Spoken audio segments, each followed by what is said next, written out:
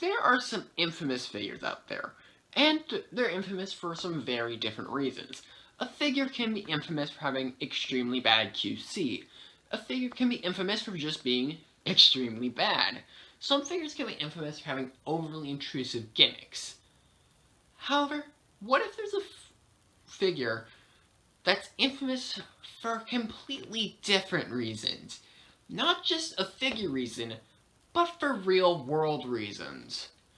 Hello guys, welcome to a new review. Today we're going to be taking a look at Transformers Power of the Primes, Jazz. Starting off in alt mode, of course, Jazz is greatly inspired by the Porsche 347, if I remember correctly. It is noticeably different than his original G1 car, but it's still a Porsche, and it still is Martini themed. Overall, looking over the car mode, it is pretty sleek and generally looks nice. The shade of white used does work, and and of course, you can remove this. He also comes with some prime armor, which can be placed on the back to replicate engines. However, when it comes to flipping him over,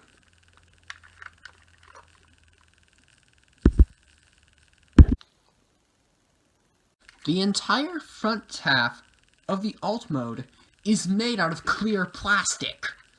And in fact, you can see a little crack right there that I had to fix with some plastic cement. Yeah. Who knows how much longer this guy has. But, yeah, and that's far from the only thing that makes this guy infamous. But before we get into that, like I said, it generally looks fine. The shade of white is nice and clear, nice and crisp. The tampos look fine. There's some decent royalty-free sponsors. And overall, I think it does bring across the Martini aesthetic well. And then we get into this little tampo right here. In Cybertronian glyphs, right below the Autobot symbol, it says MAGA. Not gonna get into that. I don't like getting political,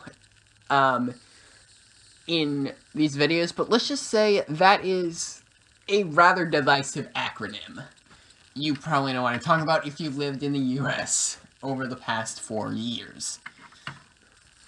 But yeah, aside from that, it's a fine-looking alt mode. I quite like it, and I think it's a nice take on Jazz. Do I think it's the best alt mode he's taken? No, but it's definitely unique. So yeah, on to size comparisons. Here he is with Siege Prow, and yeah, he's a very, very long boy. But overall, Prowl is from a completely different line, and that line is going for a very different aesthetic. But yeah. So yeah, there he is with Prowl. And here he is with Studio Series Jazz. And once again, long. Studio Series Jazz is a tiny figure, so pretty much any figure can outdo him, but still, this figure right here, this version of Jazz, is quite long for a deluxe. So, generally, this is a good-looking alt mode. It's a nice take on the character. It's a unique take on the character, while still keeping it a Porsche.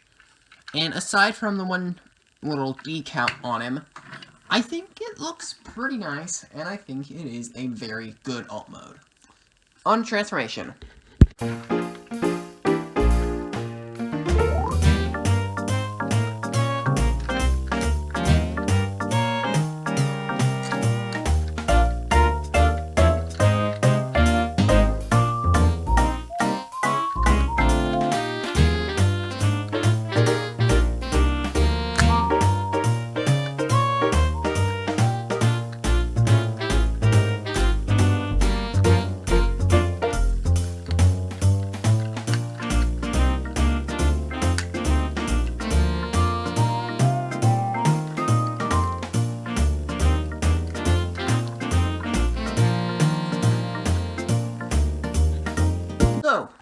bat, Jazz's robot mode looks pretty nice. It definitely does look like Jazz, and generally it looks good from a distance. However, once you get to actually picking him up and feeling him in your hands, he feels extremely rickety. Specifically in the legs and the torso. He, like, compared to, especially the newer Siege figures, Siege Earthrise figures, like, don't have any Kingdom yet, but he feels super rickety and super off. The head sculpt, it looks fine, but it feels like it wasn't molded deep enough, since his mouth isn't necessarily defined that well. And generally, once again, this part concerns me. And I think one of the main reasons why his, torso feels so rickety is due to the fact that he's actually based around a standard Combiner Wars torso. Which, yeah, it's basically one block, which this just sort of tabs on top of, so it feels like it's constantly about to pop off. Articulation is alright. Articulation, ball joint articulation at the head. That's kind of weird. Back and forth, in and out at the arms. Bend at the elbow. His elbow's on a ball joint. Borderline useless wrist articulation. Ball joints at the hips. Swivel at the thigh. Bend at the knee. And swivel at the waist. It's generally pretty standard articulation.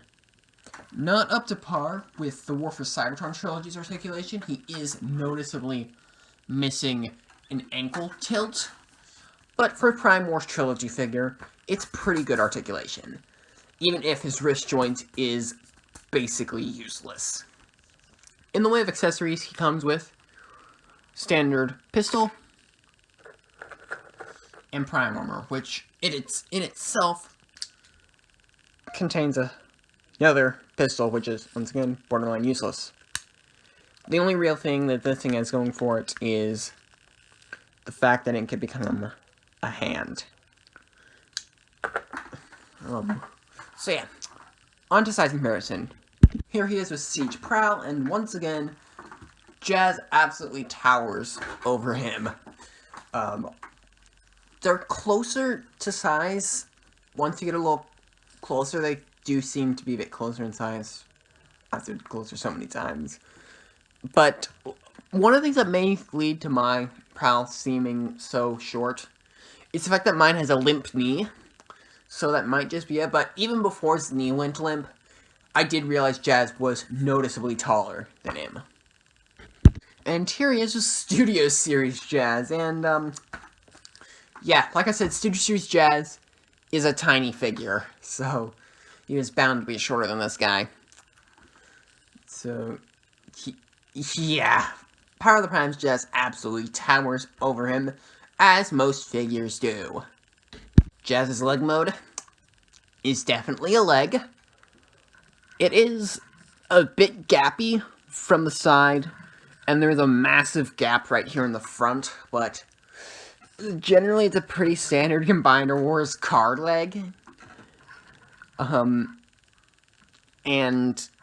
it could have been a lot worse, but it's still not the best. And here's Jazz in his arm mode with Blackwing kindly donating his Prime Armor because the detents on my Jazz's Prime Armor are completely screwed up. It's basically just the car mode with the back section extended and flipped around. It's a fine arm. I definitely think it's the better of his two limb modes, but yeah. It's an arm, not really much to say. Oh, overall, Jazz has a lot of flaws. Between the clear plastic chest to his overall rickety and empty feeling, to his pretty average limb modes, he really has nothing that special about him aside from that one specific decal. If he's so flawed, why do I love him so much? Like, this is a figure that I'm in the minority of actually liking. But why do I like him? I honestly don't know why. He looks fine, but he has a lot of flaws. And honestly, he's one of those figures that I really can't explain why I like them. But yeah, he's bound to be replaced in the coming months with the Studios Series 86 one. But, for now, I think I'll continue to enjoy him. See you guys next time. Bye!